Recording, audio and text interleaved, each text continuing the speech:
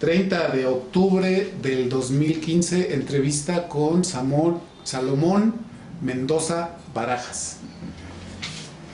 Estimado Salomón, ¿nos podrías compartir ya a más de 25 años aquella amarga experiencia que, siendo tú presidente municipal de Aguililla, Michoacán, del periodo 1990-92, en la que se dio un hecho de represión para nosotros, la primera represión a un presidente municipal constitucional del PRD en Michoacán? Este hecho ocurrió, sí, decía yo, han cambiado partes muy esenciales de los derechos de los mexicanos, como el artículo 16 constitucional. Yo lamento mucho que el Congreso de la Nación no nos valore a los verdaderos ciudadanos,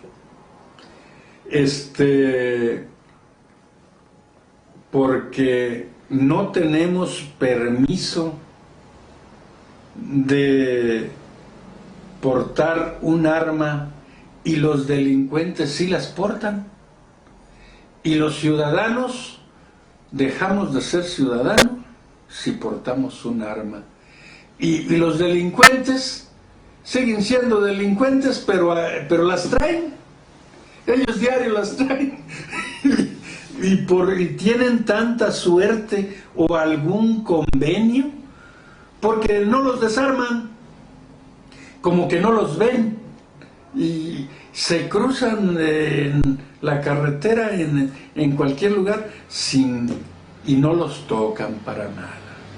Yo lamento esa situación, porque cualquiera dice para evitar la violencia no debe haber armas.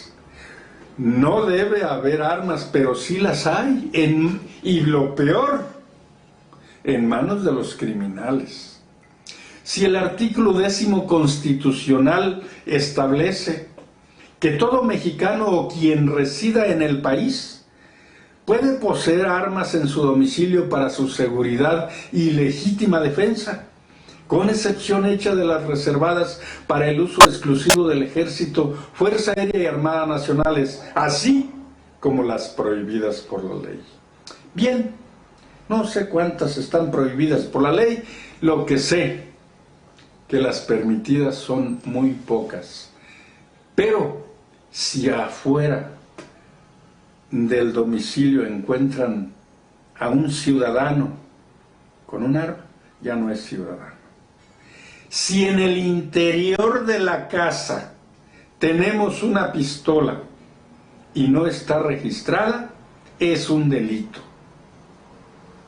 Esto no está bien de parte de los legisladores. Debieran ver esta situación.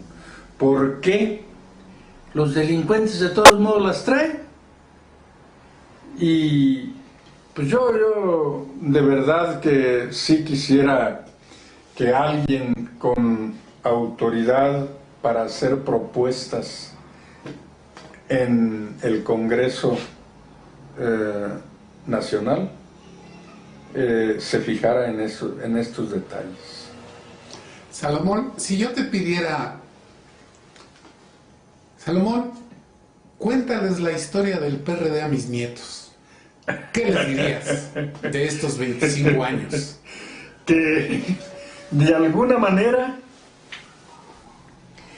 estábamos esperando que un héroe de nuestra patria levantara la voz y que para seguirlo muchos ciudadanos, muchas mujeres y muchos hombres, como lo hizo el ingeniero Cuauhtémoc Cárdenas Solórzano y muchos otros hombres más, que la historia los tiene registrados como fundadores, nos ha de tener registrados como fundadores del Partido de la Revolución Democrática. Yo nunca pertenecí a ningún partido porque yo veía que hacía falta un cambio. Y ese cambio lo vi que en las propuestas, en la forma de pensar del ingeniero Cuauhtémoc Cárdenas Solórzano. Y muchos otros hombres, muchos, que aún están y otros que ya no están, me refiero vivos, porque el ingeniero sí está en este momento. No se ha ido a ninguna parte, es uno de los democratizadores de la República Mexicana. Y yo creo que les debemos, y les debemos mucho, a muchos héroes de nuestra nación.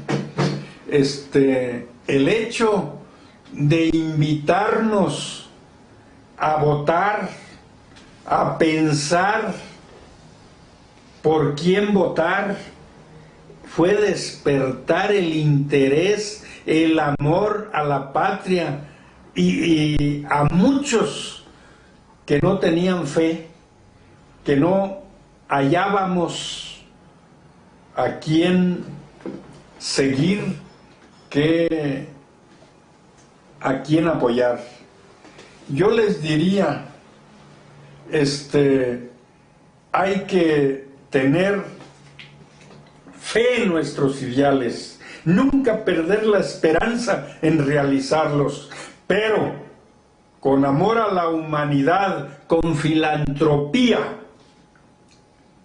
porque esas características tienen los verdaderos mexicanos que queremos a nuestra patria, tierra mía, de mis padres y de mis hijos.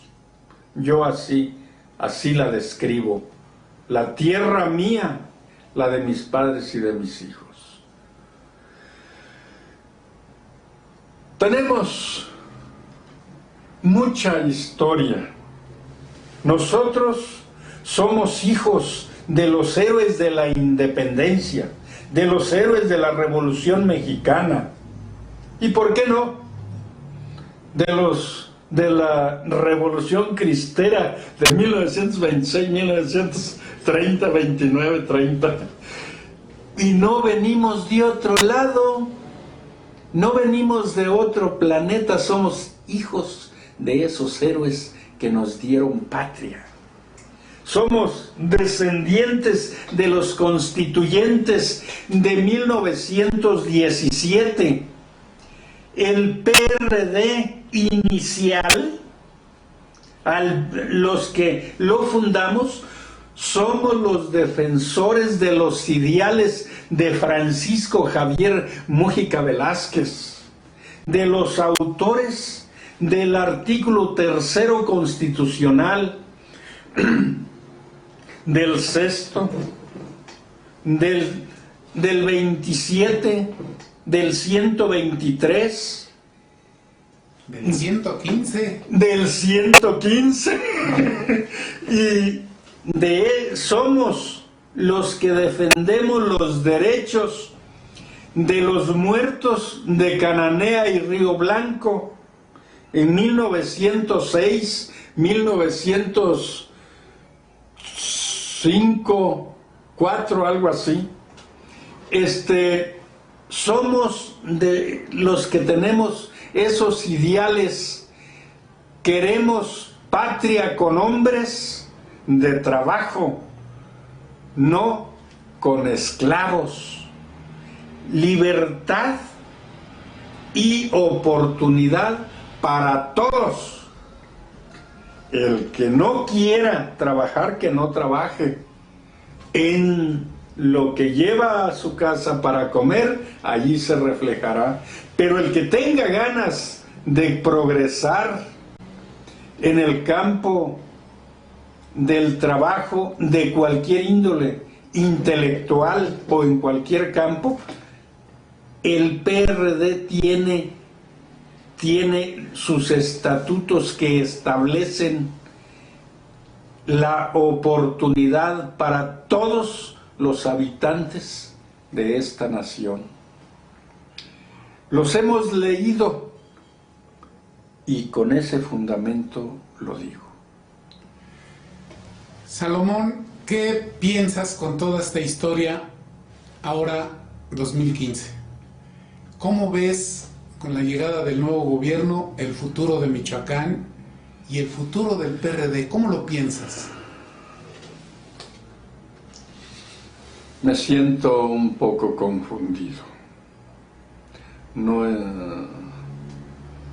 No quiero ser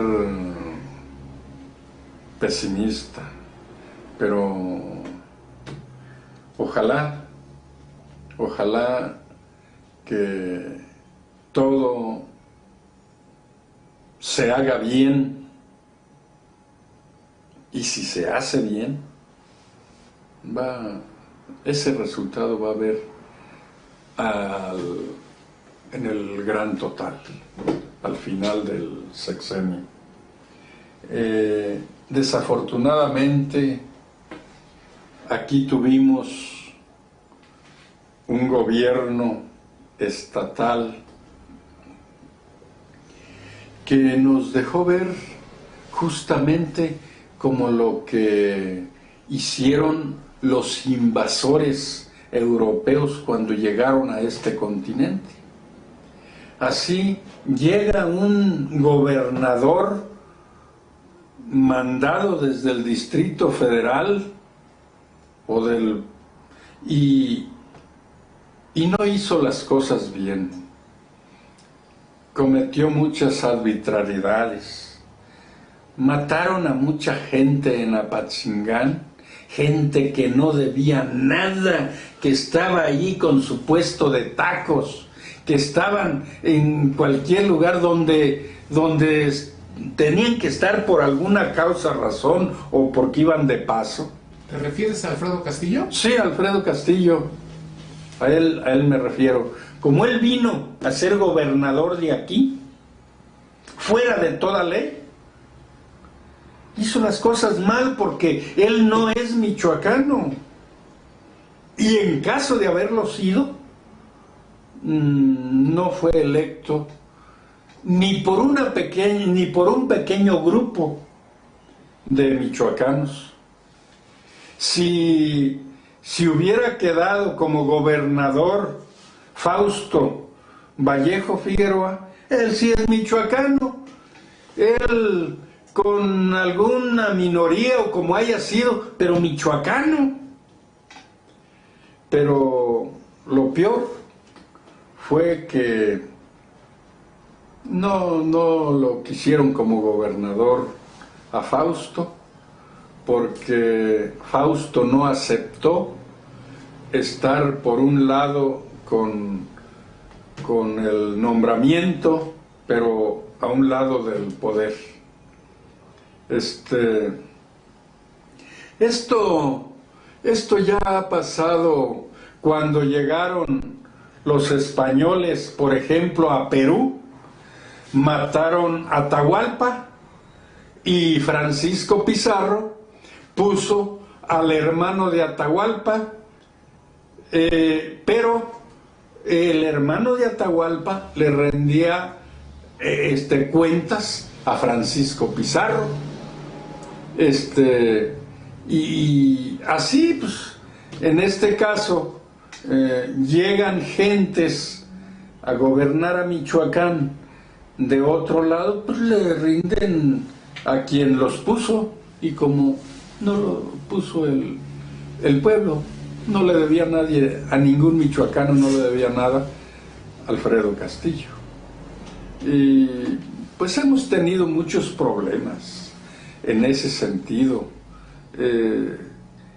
Ojalá que esto se empiece a cambiar, ya que el actual gobernador entró y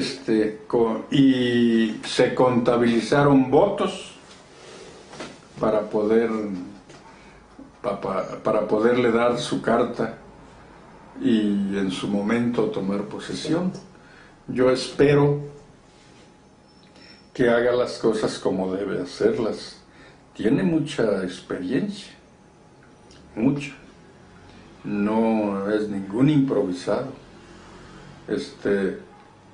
Yo espero que sí tenga la voluntad de ser un buen gobernante. ¿Algún comentario final, Salomón?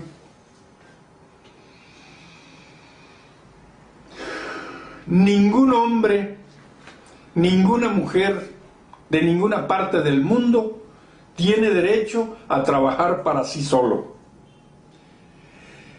Cuando nuestros antepasados, cuando salían del Calmécatl, entre la ceremonia que hacían, entraban a los 6 años y salían a los 15. Le decían que trabajara para sí y su comunidad. Los jóvenes y las jóvenes ya habían estudiado y entonces tenían 3 años para aprender a trabajar en cualquiera de las actividades que había, y la encomienda invariable de trabajar para sí y la comunidad. Hoy nosotros no es la excepción en cuanto a obligación. Tenemos que defender con el trabajo nuestro sustento y derramar beneficio para la sociedad. Esto es dedicarle tiempo a conocer los problemas que nos aquejan como municipio, como estado y como nación, y dar un poco para esos fines, participar con fe en nuestros ideales, con esperanza en realizarlos, con amor a la humanidad. Eso es lo que quiero y lo que tengo que decir. Muy bien, Salomón, muchas gracias. Dicen la gente de eso que no se platica mucho, que hasta se dicen adiós. Pero se cruzan los militares así bien como es y no se paran. Dice, a veces, algunos de un lado y de otro se dicen adiós. Muy disimuladamente. Los militares y los malosos. Sí, sí. Y pues quién sabe cuáles sean los más malosos. No sé, pero los que no son militares y los militares. Sí. Que dicen, y cuando yo he ido, me ha tocado ver, por ejemplo, de Apatzingán rumbo a Aguililla, está donde está el Instituto Tecnológico, una fuente, hay un chandio, un retén de militares, uniformados, bien oficialmente. Enseguidita, ahí en Aguabuena, un retén de otras personas vestidos así, como un normal, de civil, pero con cuernos de chivo o armas como sea, como se llamen, y está cerquita relativamente, no sé si sean 5 minutos en el carro, una cosa así, muy cerquitas. Y pues, aquí hay como para escoger, como hay de todo. Pero bueno, pues ya hago una aclaración, no es ahorita reciente, eso ya hace unos meses. Entonces, Pues yo ahí no sé ni qué, no entiendo qué pasa. Pues yo creo que es lo que decías, ¿no?